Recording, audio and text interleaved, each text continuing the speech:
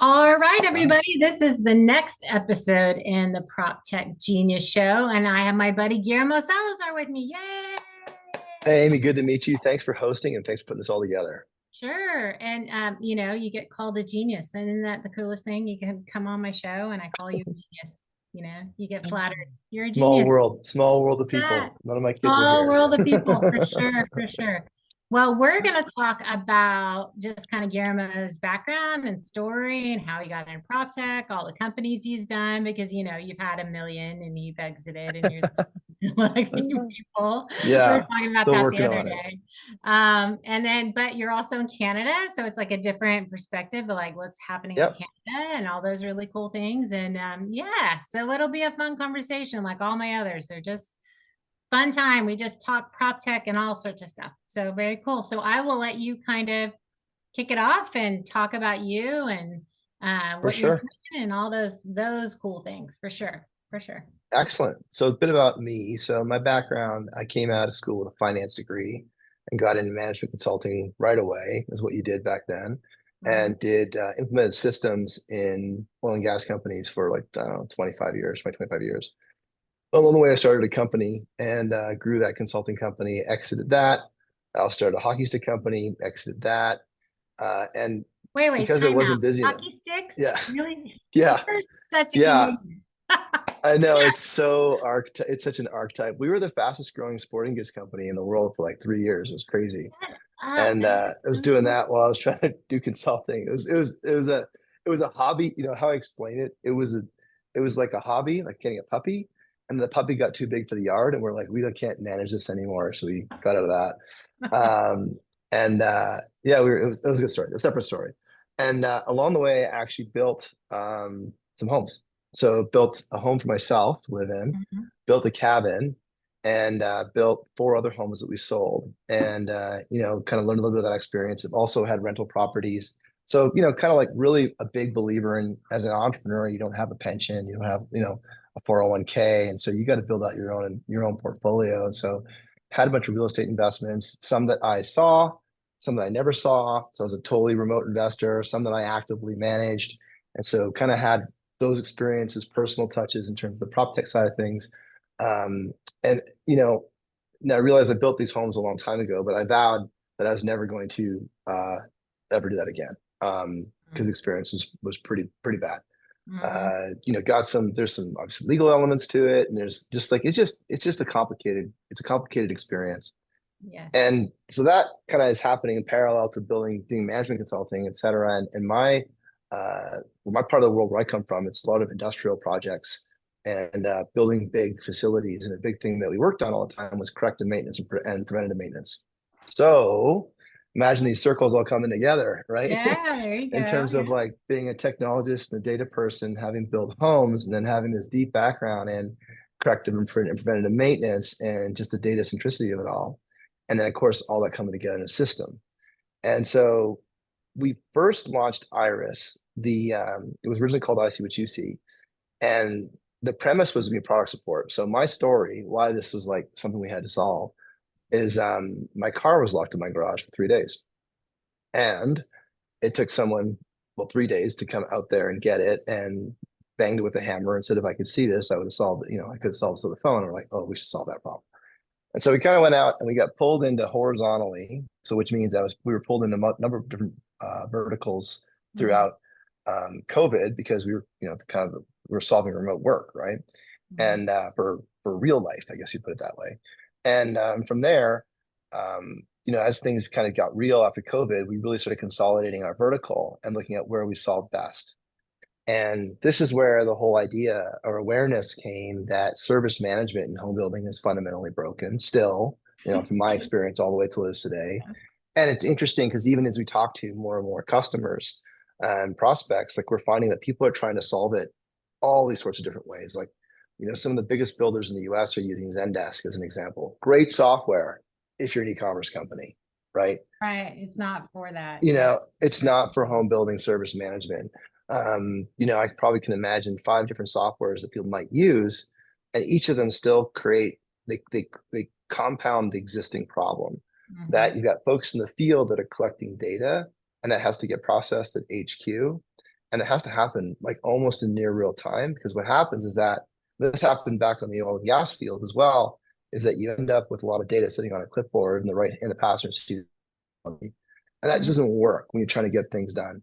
And Right. so, kind of like the experience in building these for some of the biggest oil and gas companies in the world, from an industrial perspective, field services there, kind of mashing together, saying, hey, this is a real big opportunity to solve. And then the kind of the fourth or fifth element of all of this is that now with AI and the availability of mobile devices, we can really start taking out some of the real friction points that are fundamental to the industry. So I'll give you an example. So like right now, like we build out a system, like we have three principal products that a home builder might use.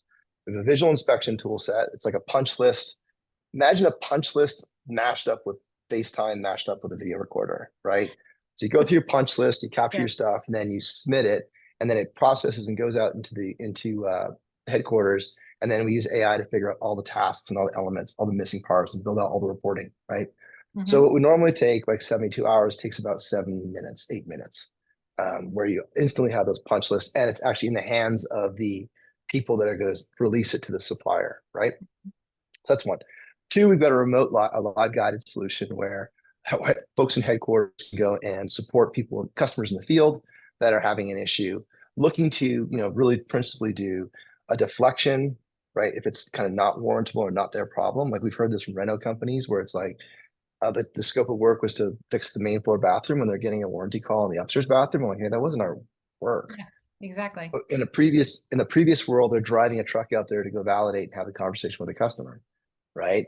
And so things like that happen as a live guide solution. So that would be deflection, that would be education, and then ultimately triaging solutions. And we triage at a rate about 70% remote triage, where you're solving the problem before rolling a truck. And the final part of the puzzle, third part, is we've got a self-guided solution, which probably think about it as like a visual bot Hmm. where the customer flashes a QR code. This is what I showed you back in Austin. Customer Right. can flash a QR code and they just talk the problem and then they submit their issue. And what's really interesting, again, with AI is we can ingest problems now in 7 languages. So Russian, Portuguese, Italian, French, English, Spanish. I'm missing a couple. Um, German, and we translate that. We hear the conversation, talk the customer through the issue, translate that into English or Spanish in terms of the task needs to be delivered, and then Hmm. make that service order ready. So really kind of like breaking down all the walls of communication because Hmm. technology can do this for us. There's no form in the world that's going to do that for you. And so just thinking through kind of like the click by click moments of what it's like to be a homeowner Hmm. and and solve those problems. And then what's really become interesting for us as a storyline is that we started out solving problems horizontally, so product companies, utilities, and home builders, and now we're kind of really focusing on, I'll call it our ideal customer profile. Green is home builders because they suffer the problems of the cost of the upset customer. They've got the truck roll, all that. And now we're kind of like, we're beginning to really move from deeper into that, where it's not just single family, it's getting into multifamily, and how Hmm. do I begin to kind of solve the multifamily problem? Yeah. And why it's kind of like I love the question about like why now, right? So why is this important now? And I talk about four forces now when I talk to prospects. There's four big, huge forces that are happening in the building industry right now. You've got, number one, um, the housing demand is like 2x what this year's production is going to be. Right. Homes are made by hand, Yes. right? These are like two laws of gravity. Cannot get around those things, right?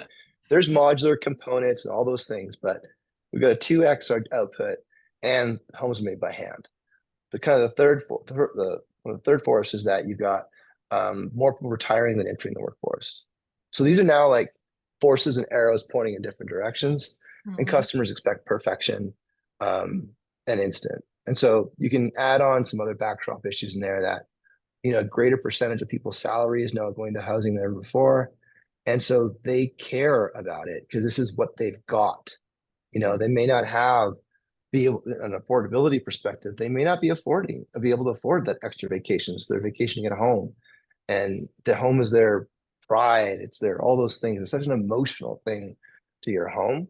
Right. And you don't do it very often. You might buy a home once or twice a year or once or twice in a lifetime. And so you're really unfamiliar with the whole experience. So all those things are kind of like they just like compound and power each other up Mhm. to make for a really, I don't know, I'll say a huge opportunity for change from a digitalization perspective. So we're thrilled about that. It's super.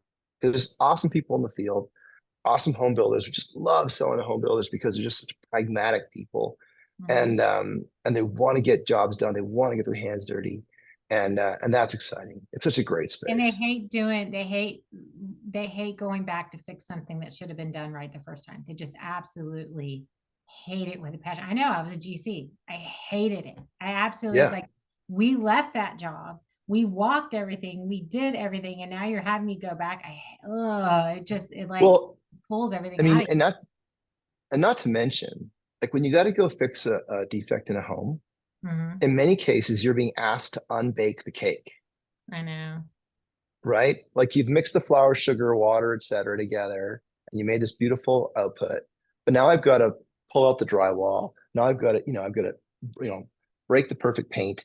I've got to pull out the drywall. Maybe I've got to pull out the floorboards, the baseboards, and then maybe the flooring or Yeah. whatever. And then you got to put it all back together. And then you got to rebake the cake.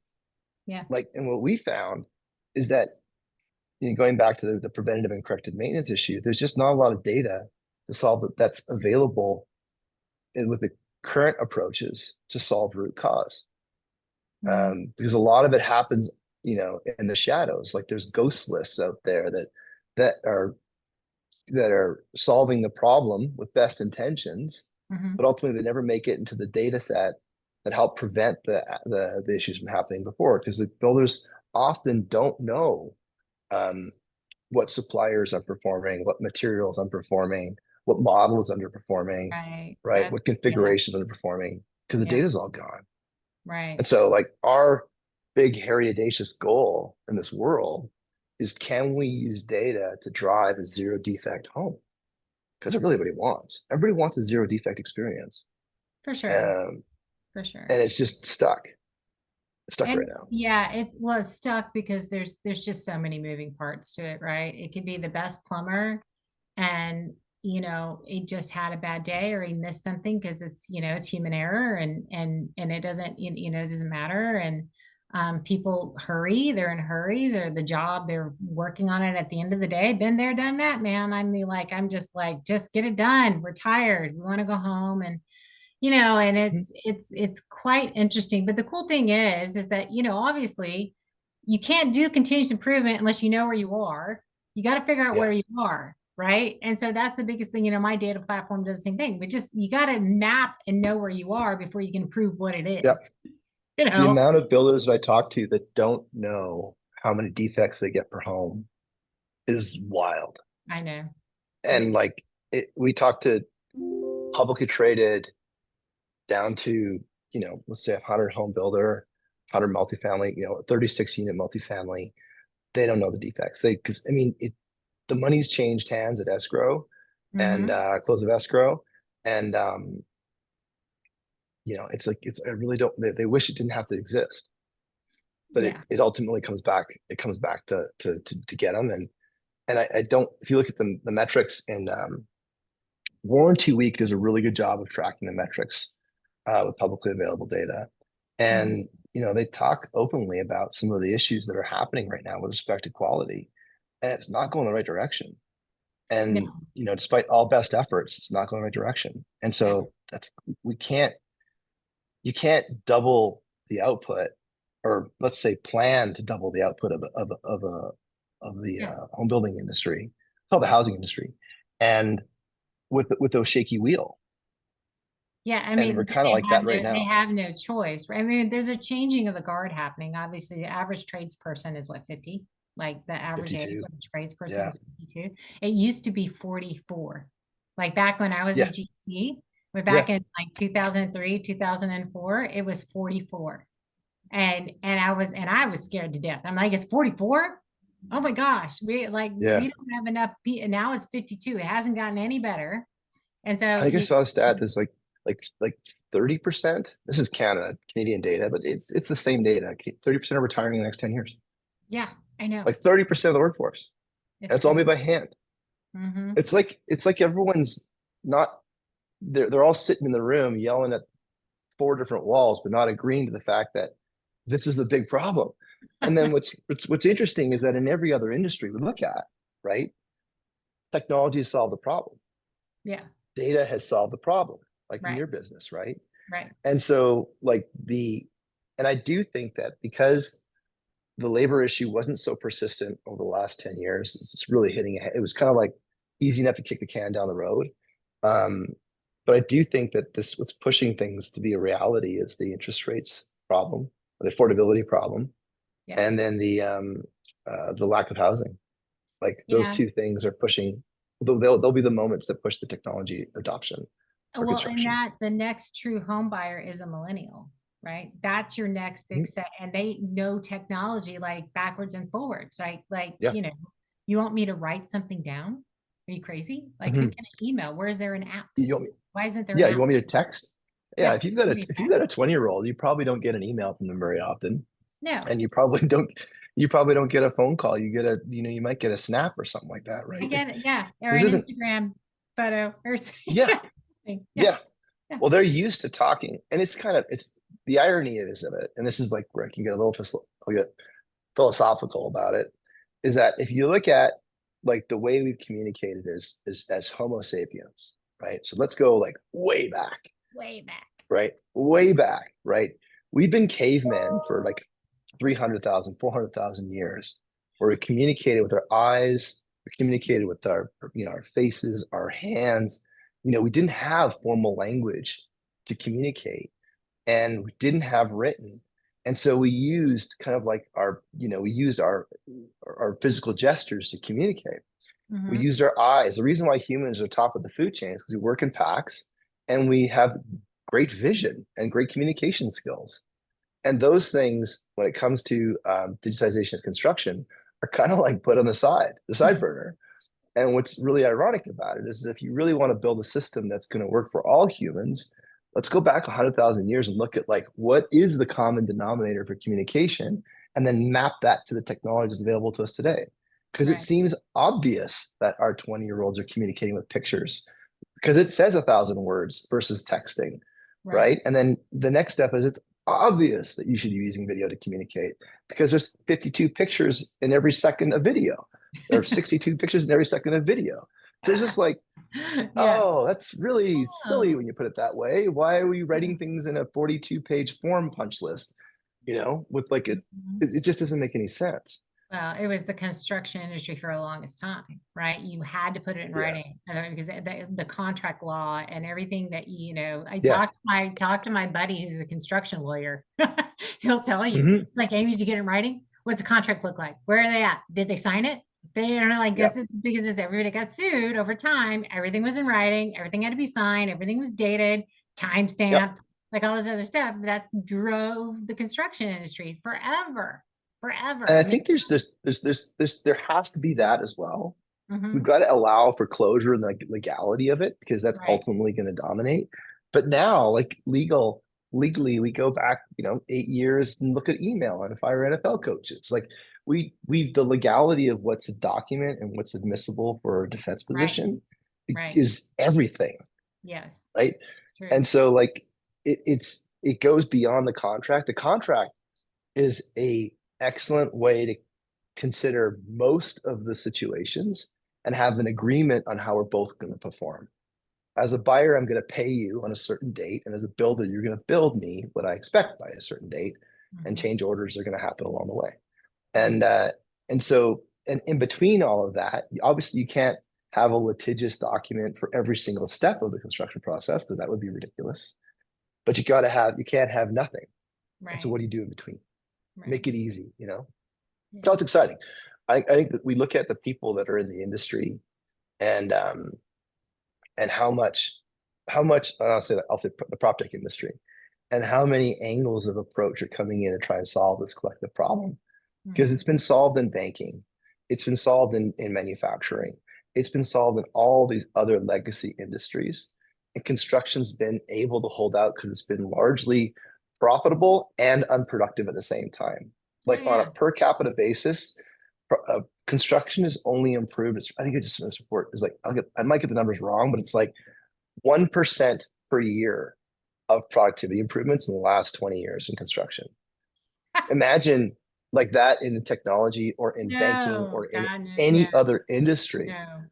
Like 1%. This is coming from McKinsey. Like this is a real thing. And so now Yeah, you take out the supply side and now they got to do something about it. Because yeah, like before, the demand was pulling people, to yeah, solve pulling buyers would tolerate it, but now not any longer because it's just you can't even like, we'll have an ROI use case with a customer and like they don't even care about the costs. It's like, well, they mm, care about the cost, but they care yeah, the primary pain is I've got homes under warranty and I can't hire people to do the warranty work. right. Even if I paid them, I mean, I'm not going to pay them, hyperbolize, but like Yeah, if I pay them $1 million, I can't find them. right. And to your point before about like the average age being 80, Yeah, 85, yes. 52 years Yeah, old, right? Yeah. Um, like is also principally men, right? mm, So you got half the workforce is on the sidelines, which yeah, doesn't make any sense, right. right? And you got half the workforce on the sidelines, and you've got the average age is 52. So Hmm. how are we going to solve this problem? Well, it's not going to be by doubling the population of people. Let's enable the people that are already available, and Yes, like let's do that with tech, exactly. Mm-hmm. right? And have For quality sure. assurance. So it's just kind of like I guess it's we're talking to one advisor at one point in time, and they're like, well, you got to sell into the enlightened buyer. And so for us to go to market and talk to people, some folks are just flat out, I don't think that's going to work. And some folks are like, yeah, I realize that these are like fundamental forces in the construction world that have to be addressed. And I do accept the fact that technology is going to solve it. And so I'm going to be a leader. I'm going to be a visionary amongst my cohort of peers, and I'm going to go first. And those are the great ones to talk to, right? Yeah. I mean, the early adopters, they, so there's the two-edged sword, right? Early adoption, you cause problems for yourself sometimes because it's early and you're trying to figure it out, but you got to be willing to put up with that pain because the benefit is generally is that you lead in the market because you'll gain market share because you're an early adopter to certain technology. I mean, you can make that bet, but generally that's what happens, right? Anybody who's new to the Mm-hmm. game, anybody who's doing this new tech, there is that, follow the shiny object, right? And so if somebody Mm-hmm. has that, right, the same thing happened in multifamily when people started doing access controls and key cards and there's no keys anymore. Everyone's like, oh, wow, that's so cool. You're such a cool complex, right? Or, Mm-hmm. community Wi-Fi or whatever it might be. And people, then they, the tenants, and then it became, no, it went from a nice to have, no, we have to have it, right? Mm-hmm. It does that. Whereas, oh yeah, that's nice to have to no, it's mandated now. And Mm-hmm. it's kind of interesting. And I think the other thing kind of headwind you're facing too is that the home buyer is a millennial, right? I Mm-hmm. think next big but they have never been through the home buying process before, right? And so Mm-hmm. yes, they want technology. They don't know that it's available to them. So maybe for you is like, if you highlight some of the case studies with your builders and show that this is available, right? Then the millennials will mandate it. They're going to say, well, Mm-hmm. where's my walk around thing, my punch on my app on my phone? you know, Well, and I, it's what's interesting is you're seeing some of this, happen. Like, let's talk about the kind of the single family rental, right? Mhm. Like, talk about a fast growing industry. Really was born 2010, back into the Right, financial crisis, right. and now they're just massive rhinoceroses. They're stomping around the playground, but like they're starting to acknowledge that these millennials, subscription generation, Hmm. is kind of like thinking of homes as a subscription, right? Yeah, And so maybe I don't have to front end load that down payment. Maybe I don't have to sign up for a 30-year mortgage. I just need to consume what I want to consume. And this time in my life, maybe I'm recently married and I've got a kid on the way, and it's just fine to live in a community that does all the work for me. And I'm going to Yeah. subscribe to that. I mean, I'm Yeah. subscribing to everything else. So I'm going to rent. And rentals become a lot more of an experience than it has been before. And Right. so it will be interesting to see people evaluate. I mean, I'll use the metaphor. Do I go buy this movie or am I just going to stream it? And Right. so are you just going to consume your housing like you consume everything else? And Yeah. to keep, like you and I both know, to keep people on consumption models, you have to make sure that experience keeps bringing them back. Right. So the SFRs, and it's a spectrum right now, but in some cases they've recognized that if you deliver a good home ownership experience through I'll say a homeowner operating experience, you can capture a greater percentage of that cash flow, right? Hmm. And then if you're looking to choose, let's call them home seekers now, not home buyers, right? I'm seeking a home, not seeking to buy a home. And you think about the market that way, which is the millennial market, what choices they have before them, right? Right. They may be choosing a SFR experience Hmm. because it's not so cost heavy up front. Maybe the monthly payments are a little bit higher, and maybe you can't write it off like you can in the US for subject your interest is considered, but you have a experience that is bespoke, that is a cost that you're accustomed to, or you can buy a home. And so the home seeker may be looking at the SFR and going, hey, I can have all this stuff taken care for me, or I can go buy a home. And if it's a hot water tank that goes, that's my fault. Or if it's this, it's my fault. Yeah. Yeah. And so Yeah. that's like, if we think of them as home seekers with intentionality, we start like really flipping the thing upside down and saying, okay, like what's the jobs to be done? The jobs to be done is I want to live in a nice community that I can afford with my family. And and I don't want or and with the a fair exchange of the headache and pride of ownership, Right. right? And maybe Right. it's not pride of ownership, it's pride of location or pride of occasion. Yeah. And I think right now, also because of what's happening in the economy, it's more expensive to buy than it is to rent. Like you can, Yeah. so there's going to be a ton of that, right? I think still the home ownership, single family rental, the ownership of it, actual homeowners is still about 60%, right? So, but the rest are like rentals or investors and that kind of Yeah, thing. I don't But know it's, those but details, it, but yeah. yeah, but it's diminishing, right? It used to be 70, right? Now it's Mhm. less. And I think it's as the baby boomers sell out their houses, right? And they move out to wherever they're going. And hopefully it's in a nice place. But it's one of those things, but you still, so yes, the millennials going to drive like the next 10, 15, 20 years of what's it going to be. And I think I agree with you. It's a home seeker.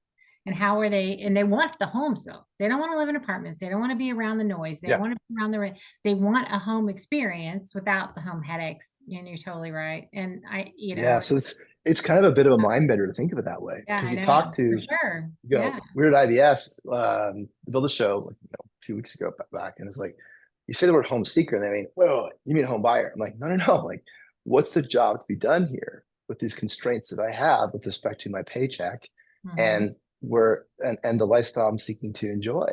Because they're also a generation that's looking to enjoy it now. They're not, you know, Right. there's just white paper after document after research article. This is not a generation that's going to just put in the time. Mm-mm. They're like, no, no, my dad did that, and he wasn't around for like 15 years.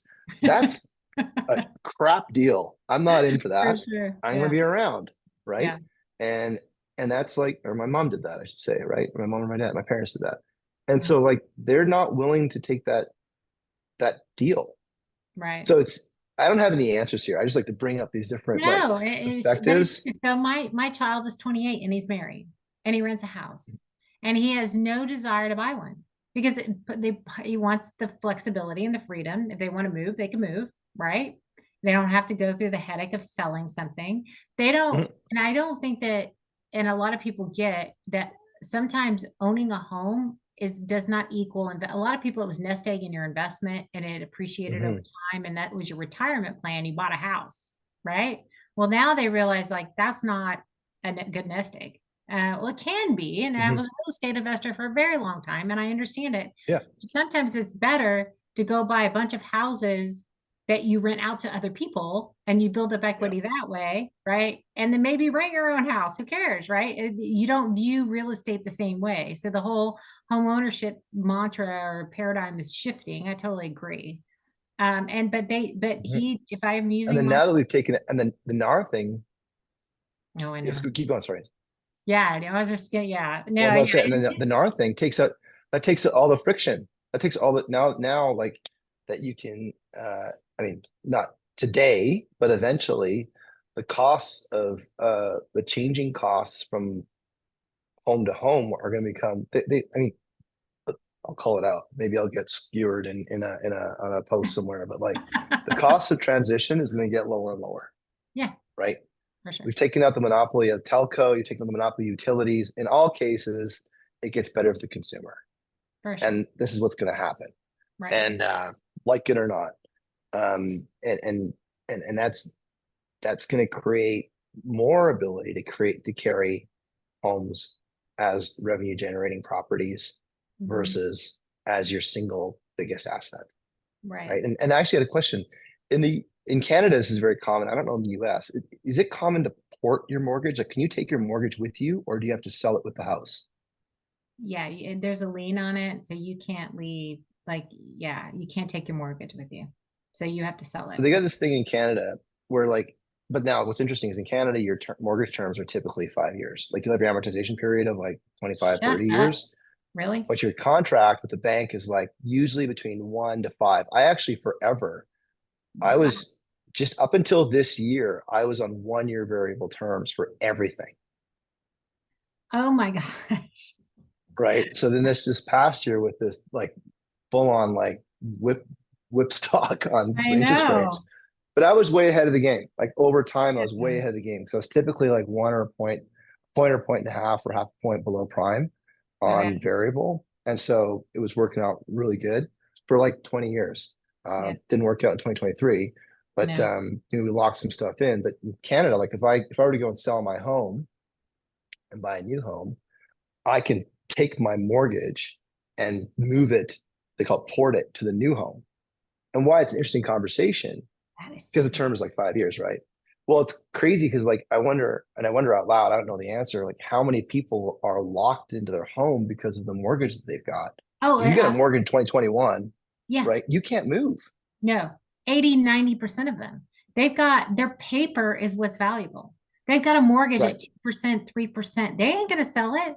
They're not going to go Yeah. anywhere because they'll have to go get a 7% mortgage Somewhere and else. buy less home and everything. Mhm. Yeah, that's why nothing's selling. That and then And everything. Yeah. that's It's, the other end of it. That's the other shoe dropping, right? Is mm-hmm. nothing selling because or there are vacant homes that are open for rent or whatever, and then you're Airbnb it. You can make more money Airbnb it I 4 nights a know. week, 4 nights a month, than you can actually renting out for all 30. And Yeah. so like there's just like it's this calamity Weird. of Yeah. things that are happening. So Because tell me like you about this look at porting your mortgage. So you get a $200,000 mortgage on a house, yeah, and yeah. then that mortgage now applies to your new purchase? No. Yeah, you can sell the house. Shut up. Like but I can sell the house and I can take that mortgage with me. And even, so the bank just swaps the real estate? Like they don't Yep. care? Shut Yep. up. Oh Yeah. my gosh. No, we Yeah. cannot do that here. But I think that's because the mortgage terms are typically only like the longest you'd get is a 5 year term. Oh yeah. Yeah, yeah, I know. They have 30-year Because mortgage. imagine if they had that. Like if you could port I know. mortgages, that would create a ton of movement.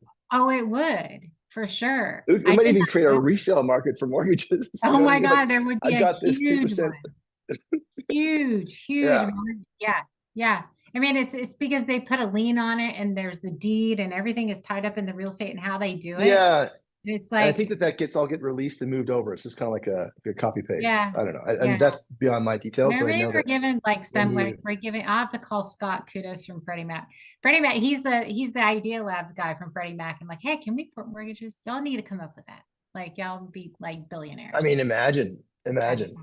right? I mean, if you could get that paper and then carry it with you, and then you could go home to home to home with that same 30-year paper, Oh, that would right? be crazy town. Obviously, there'd be a gap, right? As you pay it down over Well, there's a time. dollar gap. There's a dollar Yeah, gap, like in terms of yeah, like there's what's dollar gap. outstanding. You And I might don't have to know get a that. second or whatever, but Yeah, yeah, yeah, you that would gotta, or you, completely well, they lock you change. in, right? Because they'll say, well, I'll tell Yeah. you what, you're gonna port over. Let's say you're selling a $500,000 home, and you're buying a 750. Just because the math is super easy for me. So and you put down 100 grand the first one. So you got a $400,000 mortgage, Hmm. and you're moving into a 750. So and let's say you're putting 50 grand down that. So you're gonna have the balance, right? So you can Yeah. port over the 400K mortgage, and then you just juice up the rest of the gap you got to close on for the close of the new home, Yeah. and they just mix them together. That's crazy. That is so Yeah, crazy. Yeah, I know. Yeah, no. that so I wish that's we could do that that's here.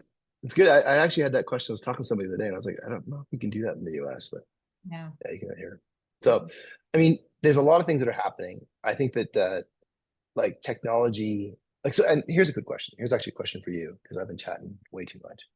Like, how are you finding buyers for your business? So tell the world your business. I don't know if you tell the world, get a chance to talk about yourself that much. So we're a commercial real estate data platform. So we are a data aggregator, and a lot of It's the called. Facilimax, Guillermo. It's There called we go. Facilimax. So it's we most commercial real estate owners and managers are flying blind. That's what I say. They're flying blind because they don't use the building data that's right in front of them because there's no way to easily collect it and maintain it. And so we find our customers are large property managers and owners, and they want to, get a better insight on their lots of different things. It help low hanging fruit is maintenance operations, but it's on their accounting Mhm. systems and it's on their budgeting processes and on their like, capital reserve and like capital replacements and all those other great things that we're going to do. But it's by aggregating that data and then, at green improvements because we get the physical building data and then we combine it with the energy consumption and water consumption and all those cool things and then the IoT data and the work orders from the PM system and then you can kind of look at it and go, oh, that's what the hell's going on in my buildings, right? You just Right. like, but you can't really do that until you aggregate the data because there's a lot of solutions out there that are just very point based, right? Mhm. I'm for HVACs or I'm for water or I solved this problem here. And that's great. And we integrate with all of them. My CTO hates my guts when I say the word integrate, but we do. We integrate with all of them. And then that way, even the work order, the automation tools will integrate with that. But they really, at the end of the day, you need the data all together. So you can then Yeah. really look at it and solve and diagnose issues, right? Until Mhm. you have it all together, you're still kind of operating blind. So that's kind of what we do. Mhm. But yeah, Yeah, like so you wouldn't take your doctor wouldn't prescribe you a pill if they didn't know what other pills you're on, yeah, exactly. For sure. right? Because it's Right? it's one system, your body, Yeah, your body. right? Yeah. So if you're suggesting a mitigation on whatever insulation, Yeah. but not knowing how the HVAC is working, you could be Yeah. just throwing money away. Exactly. And it's a lot of people are guessing, right? And the whole thing around green improvements to me, yet like, look, any green improvement is better. If you put in windows that are low E, yes. Are you saving energy? Yes. You're probably leaking all around the windows, but let's say, whatever, right? So, but yes, but you truly understanding what your existing condition is and knowing what that is and then as you improvement knowing the differences but what's in your system should match what's happening on your buildings just getting there like what you Mhm. have how's it working and how old is it and all those great things once you know what you've got then it's like life changing because you can because I stuck it on my properties and I was like holy hell. I mean, it was Yeah. like, but it took a lot of effort to get us there. But once we got there, I mean, it was truly like, oh my gosh, we reduced our operating expenses. And like, it was no big deal to understand what the hell is happening on your properties because you had the data, right? But yeah, it's a really cool process. We're in cahoots with a bunch of folks now, and yeah, Mhm. it's getting How are fun. you finding customers? How are you finding prospects? I've been in commercial real estate a long time. So Yeah, I got a lot of homies that I that's call. great. So right now with Plus, me, I'm like, hey, hey, hey, you need my software. They're like, okay, Amy. So Yeah. a lot of it's that. A lot of it is really, the U.S. Proptech Council helps, right? I mean, Hmm. that's been really helpful. Like you get people in there that are like, oh, this is cool. And as we highlight Yeah. the founders, it's really awesome. And just collaborations. And it really is like a founder like you who has a customer and then they like, oh, but you need Amy stuff too. And it's the same way for me. Like, oh yeah, but you need Guillermo stuff, right? And so Yeah. it's like, because and I always love that. Like if I have something, I feel like I don't know. I told somebody this the other day and they all laughed at me, but do you remember the guy you'd walk up and he had the jacket and it was like full of watches? Remember that? Yeah. Yeah. So I'm the girl with all the watches in my jacket. It's like, oh, but you need his stuff too, and you need that, and you need this, Yeah. and Yeah. you know what I mean? Well, That's it's what I feel like it needs to it's an be. example. It's a great metaphor for how fragmented the problems are, right? Yes. Because there is no SAP in this space. There is no Salesforce in Right. this space because Right. all the problems have been fragmented because I'll say this, and again I'll probably get skewered, but it's every home is unique, but they're all very much the same. Hmm. Every building is unique, but it's all very much the same. Right. And the sameness is more, there's more sameness than difference. And the sameness can be solved with large solutions. And like I don't, and the way the way that software is or solutions are bought, or say solutions are bought in the prop tech space, um, there isn't a consolidation of all those solutions Right. because there's this perception that everyone is a special snowflake. And so you end up, well, that's a Canadian expression Yeah. all day. But like like, but it's not, it's still just snow, right? I mean, it's Yeah. just, and Yeah. what's interesting is that, um, I think that I don't know where the next 10 years of prop tech are going to go. There's going to be a lot more technology. But to your point, and what you solve, the decisions made on all that technology is implemented ultimately has to come to a single decision maker. And the Right. context of all the different moving parts needs to be something that you can understand. This is what Right. I used to do in a previous life, like when I was consulting, is one thing I was really good at is I could bring in data from different places and make it make sense, like have the narrative come together and tell the story. Mhm. Like you can't have a narrative that's hard to understand because executives are making decisions in like, in seconds and then justifying it with minutes and then that's it. And then investors, it's often not their first, this isn't their primary job. Mm. They may have a couple buildings, they might have a couple self-storage units, I don't know, Right. but they don't actually like run, that's not their business. They have that as a side hustle or as an investment, Right. and they don't know. And so can you make it make sense for me problem is going to become it's going to manifest itself Oh, more and more because it's sure. going to be a ton of data. There's a ton of money, and there's a ton of money to save. And I think what's really interesting when you frame things in terms of like gross margin, like you look at a home builder, because that's kind of my fast math. Home builder sells a home for 500K, right? Average margin on that's 18%, 15 to 20% is the margin. Let's call it 18, right? So you're making like 36K on that house. I don't know. Sorry, did I math wrong? 100K, 100K in that house. We're just short of 100K. Yeah. Right. And then if you start looking at the margin and all that and how much margin you can save based on, using the kind of the solutions that we have, now you're Right. not looking at just the overall relativeness to revenue because so much of home building and commercial real estate it's really a margin play less so than a top line play because of Right. all the cost of goods sold that goes in between or the interest or whatever. So when you're talking to builders and you're talking to commercial folks, like, no, but what's your margin on it?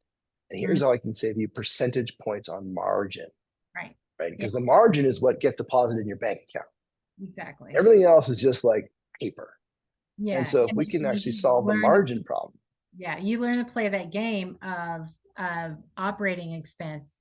And because it's the funniest thing in commercial real estate, right? So you have all your income goes up here. Everything that has to it goes to income is up here. then your Hmm. operating expenses here, but then you have all those below the line, like cap expenses and Capital stuff. yeah, Yeah. all that stuff that doesn't hit in your operating line. So if you can move your NOI needle just a little bit, like Yeah. your cap rate is like 5x or like 5 or 6 or whatever, that's it. Like if it's a 5, for every dollar you say your NOI, you added $20 to your value for every dollar. Right. Right. And Right. so that's the game you play as a commercial real estate owner, is like, how can I reduce my operating expenses? What's in my operating expenses? How can I reduce it? Right. So that's your insurance, that's your payroll, that's your, like, Right.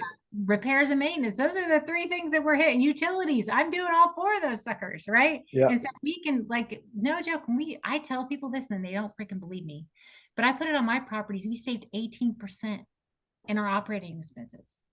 Of Like, margin of operating expenses. of Right. expenses. So we added that to our margin. Yeah. Like, and That's everybody, cash in pocket. That's cash in pocket. Right. yes. Yeah, And what's exactly. really That is interesting value. Yes. when you get into the math of it all, right? Like the old world of capital was that the property was going to predictably increase in value. And so you just refi in like 5, 10 years Yep. and take that balance to fund your capital deficiencies, right? Got to do Mhm. new roof, new HVAC, whatever.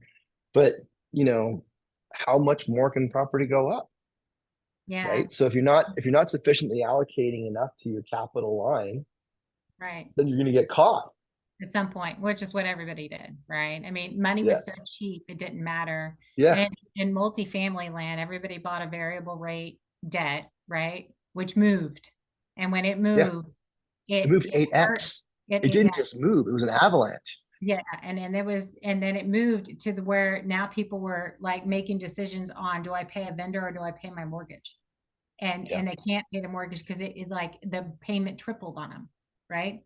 And so and then you have your insurance, which is you prepay and you pay a lump sum Mhm. annually, and then you had a cap, which is a hedge on top of your your variable rate mortgage. All that comes due at the same time of the year, and now you're looking Mhm. at, I can't pay this. Yeah. Like I Yeah. can't pay my insurance bill. I can't pay my hedge. I can't pay anything. And so, because everybody in those variable rate, that's what they got stuck with. And that's why I let a lot of people Hmm. hurting and they were trying to get out of it and they moved to fixed rate debt. And, but a lot of people, the inflation got them and then they got all this variable rate debt. And that's why you see people getting foreclosed on and, Yeah. defaulting on their mortgages But because, it's a really good point. They're getting foreclosed in their OpEx. Their yeah, OpEx is driving the their foreclosure, OpEx is not their driving it. inability to pay. Yeah. Exactly. Yeah. Because what's Because, interesting, again, a Canadian nuance maybe versus the US, I don't know how it works there. But like if you're if you're in a locked if you're in a variable contract for your mortgage and obviously you have a fixed payment. So you can negotiate a fixed payment, right, with a variable mortgage. really, I know it sounds crazy. I know I'm talking French. You have a I fixed know payment you in your are. variable mortgage, and then your PI would split based on the float of the interest rate, right? Um, What is that? and so what would happen sometimes is your amortization would go backwards. Like That's great. if it got to the point that your interest exceeded your payment, your mortgage amortization period would actually get pushed out. So now you've got a 27-year mortgage, it's a 25-year mortgage or Oh, amortization period, yeah. right? So they were They just would, tacking it onto the end, which, yep, and it pumping it automatically down the happened line. because we would have to go through like lender, like it would be like a big, huge deal to No, it modify. happens automatically. It Yeah. happens Oh, it every happened. month. Like every month Oh you'd get your man, statement. what is up with the Canadians and their mortgage? Awesome. Yeah. And so, but then people will go and sell their homes, and then all of a sudden their mortgages get pushed out, right? Or they're underwater with respect to their PI. It's just Yeah. it's all financial engineering, but it ultimately, to your point, what you save is that being able to save that OpEx amount so you can fund your capital fund, because that capital fund, you're probably not saving enough money for that No. capital fund because inflation's hitting that on the back end of that Yeah. too. Like if you Exactly. wanted to put in a new roof 10 years ago, but let's say you put in 30-year roofs, you put in a roof 5 years ago, your dollar for dollar return on that roof 5 years ago has already exceeded the cost of a new roof today Exactly. because It's it's probably doubled. Yes, it has. Yeah, most of that stuff. And you fight, yeah, because you're all fighting material supply changes and like Yeah.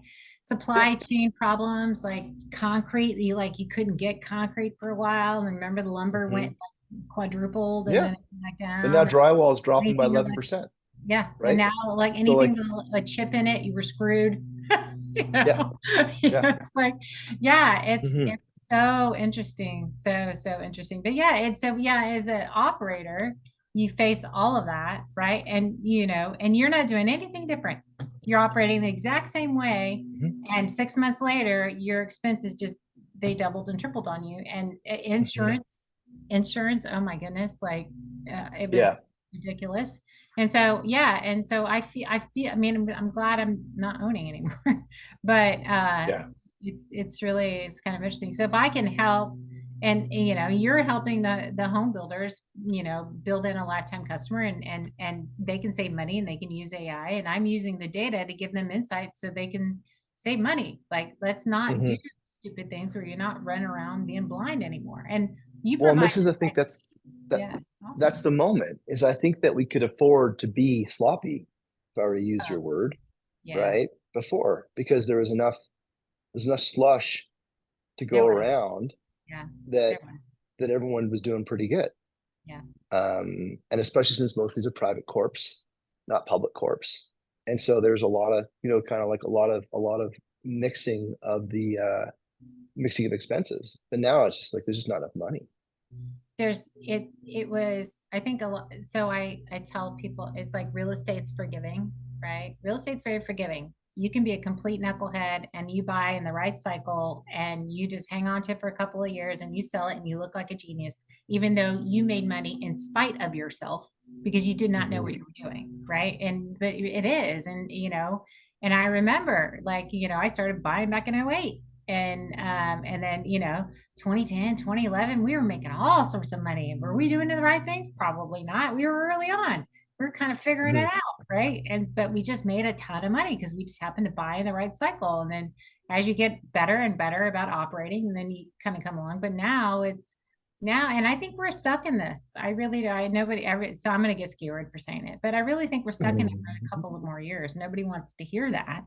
But Yeah. I don't, ever they're promising 3 rate cuts this year in the US, and I get it, but he's going to go slow. And a rate cut could mean, a tenth of a point. I mean, like he Watch doesn't, the polls. Watch the yeah. polls, right? So like if the I mean this is where, like, even in Canada, we live by the US election cycle, right? So like watch the polls, because if you're playing this game like a tactician, right? Right, If you got your whatever Hail Mary card, right? Or you got your pocket aces, right, you're not going to pull that out unless you absolutely need them, right. right? So I expect that you're going to see it. It'd be curious to watch how the polls play out through August, because like as we approach November, there's going to be that moment at the poker table where it's like, well, do I do the rate cut now or do I not do the rate cut? Because like you do the rate cut, you get a lot of people happy, but Right, then because they now they got some more money, there's more cash in the system, but that that's going to come due January, February 2025, and you right. can't be the president that the cut, or the head of the Fed that cut the rates and then juiced them back in the Fed, because now you look like you're manipulated by the government, which you're not supposed to be.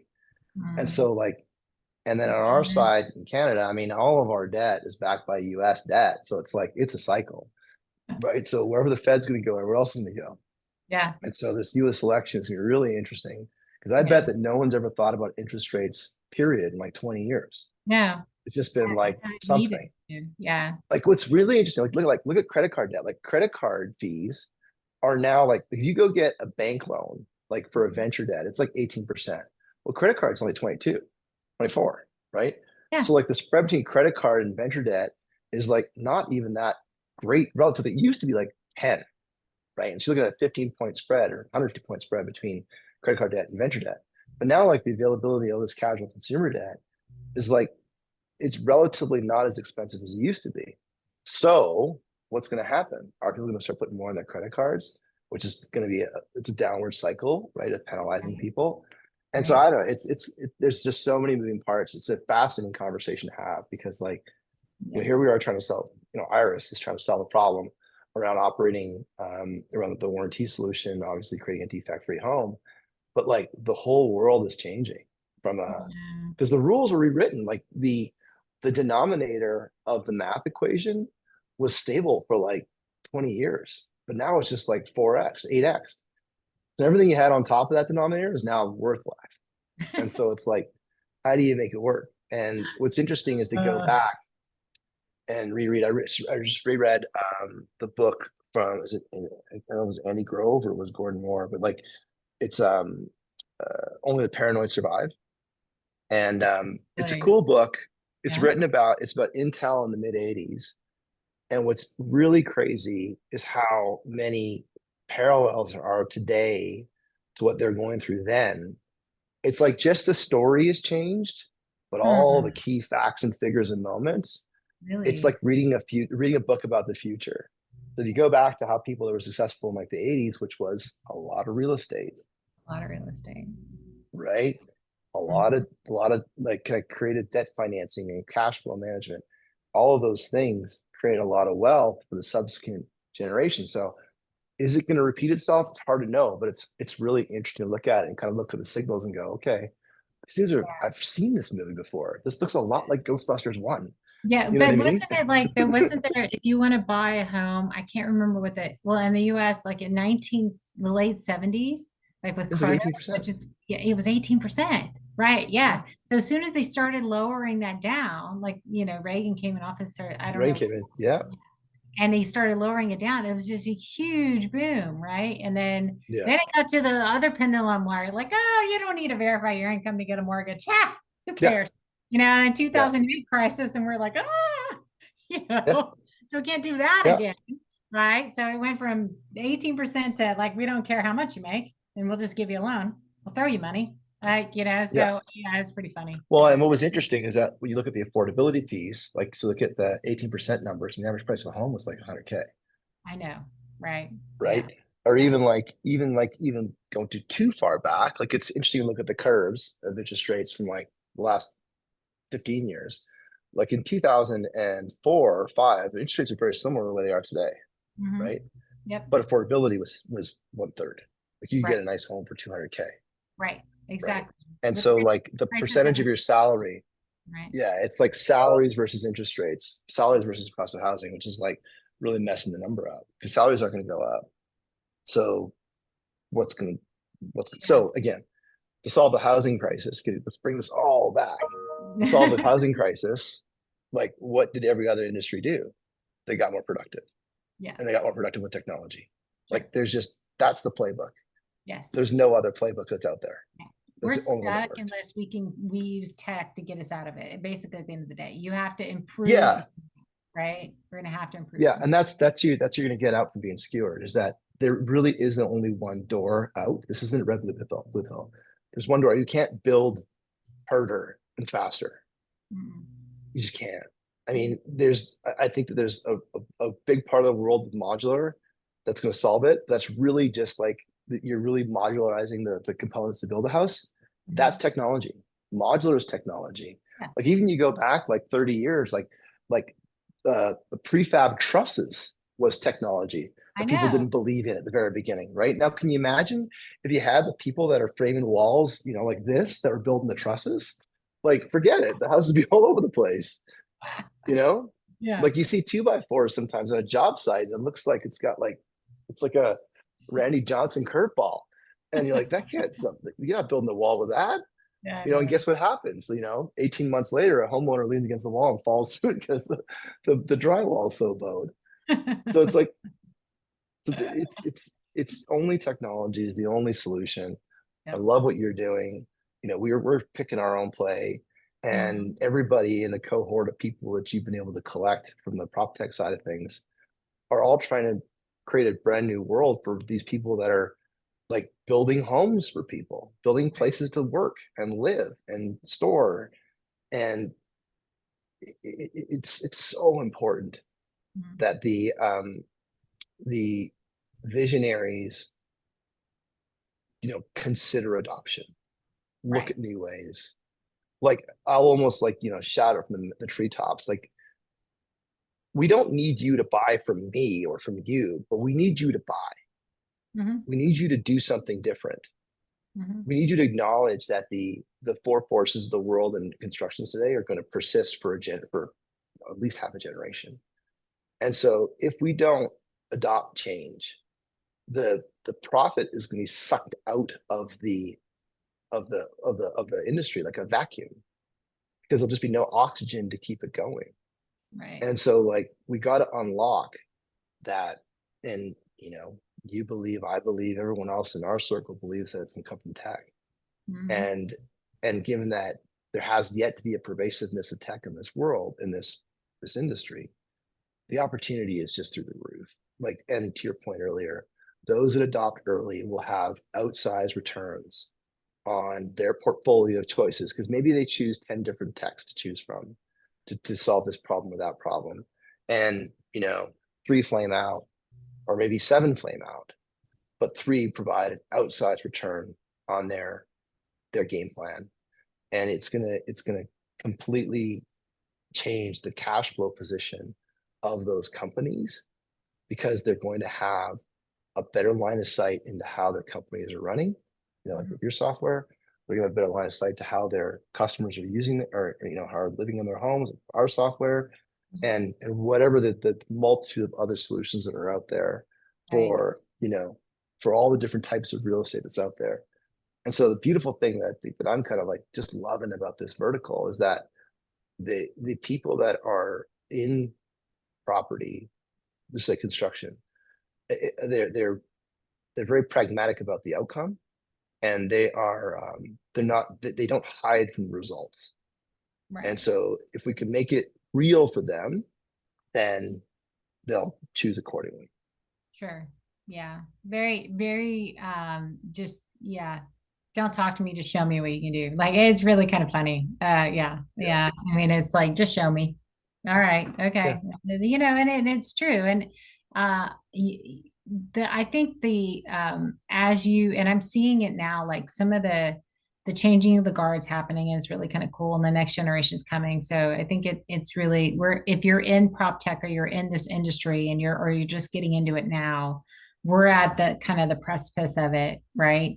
Where AI is going to take us, and where big data is going to be, and all those great things, right? I mean, we're just at the beginnings of it, for sure. Mhm. Yeah. Well, it's been such a cool conversation, man. I always like talking to Totally. you. We Always we so went good. all over the place. We It's did. That's fantastic. kind of what these are like. Yeah, I love We a really bouncing go. coconut conversation. It's good. Yeah, for No, sure. it's outstanding. And yeah, we in the property industry just really appreciate openly and vocally all the work that you're doing to bring everybody together and to share without selflessly share or unselfishly share everyone else's stories, and you need the audience to share yours, because what you're doing is really compelling and solving a big problem. And Yeah. we're here to support the network of people, because what's interesting is that while there's a ton of us in this space, it's different enough as an industry that it becomes a co-opetition versus a competition. And so Right. there's a collaboration of people out there that are trying to solve, you know, sub verticals within sub verticals, and then problems that are horizontal to that. It's an outstanding community to be part of. So thank you from all of us for bringing it Sure. together. Yeah. Thank you. That's awesome. You're a All special right. snowflake. I'm a special stuff. Yay. All All right. right. Very cool. Thank you. All right.